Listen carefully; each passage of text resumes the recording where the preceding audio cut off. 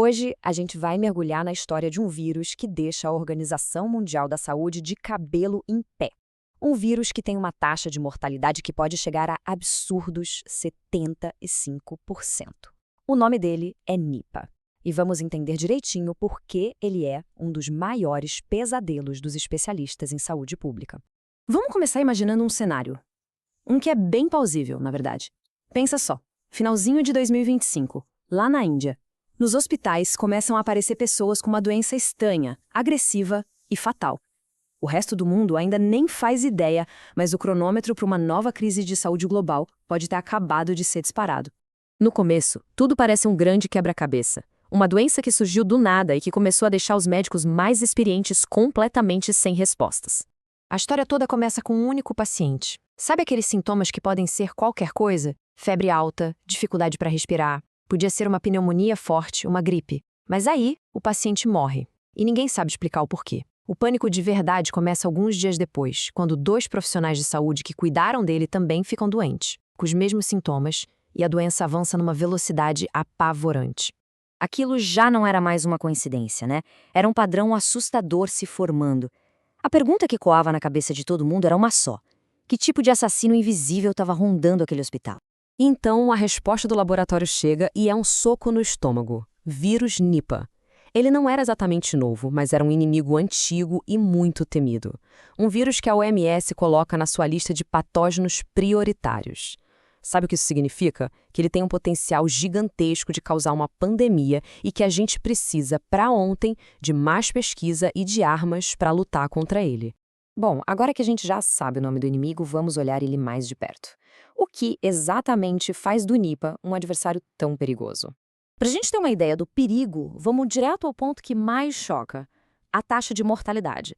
Lembra da Covid-19 lá no começo, antes das vacinas? A mortalidade era de 1 a 2%. Agora, olha só para o Nipah nesse gráfico. A gente está falando de 40 a 75%.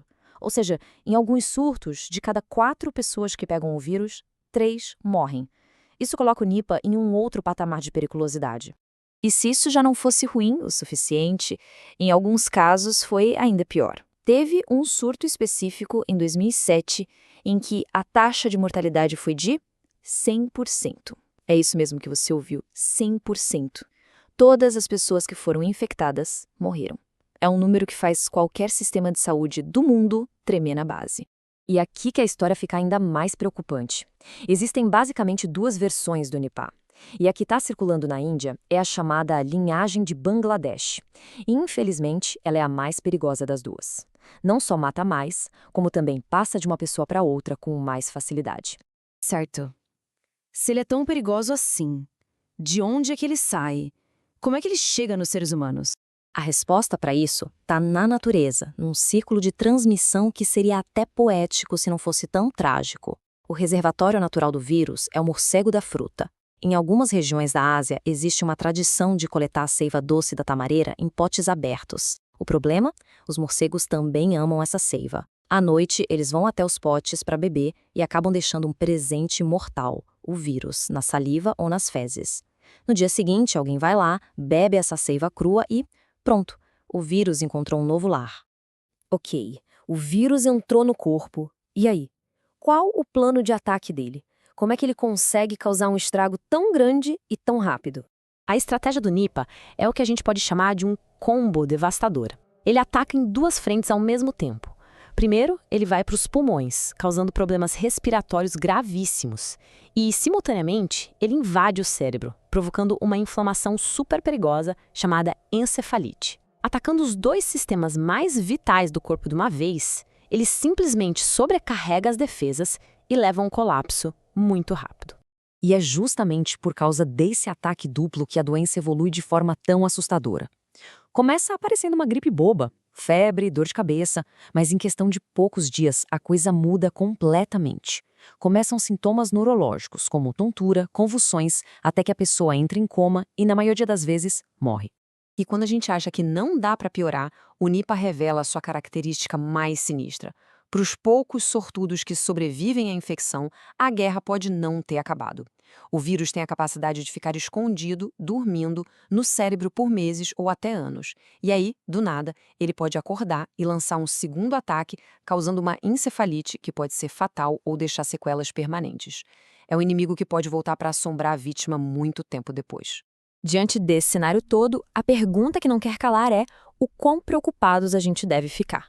E o mais importante de tudo, como é que dá para se proteger?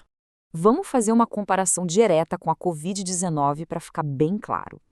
A boa notícia é que o Nipah não se espalha tão fácil. Ele não viaja pelo ar. Precisa de um contato bem próximo, direto com os fluidos de alguém doente. Agora, a má notícia, como a gente já viu, é que ele é dezenas de vezes mais mortal. E até hoje não existe uma vacina aprovada. Então, como é que a gente se defende de um inimigo para qual não tem vacina? A resposta é simples: prevenção. É quebrar aquele ciclo de transmissão que a gente viu. As medidas são bem diretas. Em áreas de risco, evitar beber a tal da seiva crua e não comer frutas que podem ter sido mordidas por morcegos. E claro, o que a gente aprendeu tão bem na pandemia: higiene rigorosa e muito cuidado ao tratar de pessoas doentes são essenciais.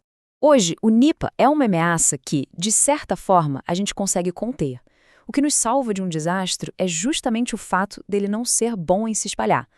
Mas isso nos deixa com uma pergunta final, uma pergunta bem inquietante. Vírus sofrem mutação, é a natureza deles.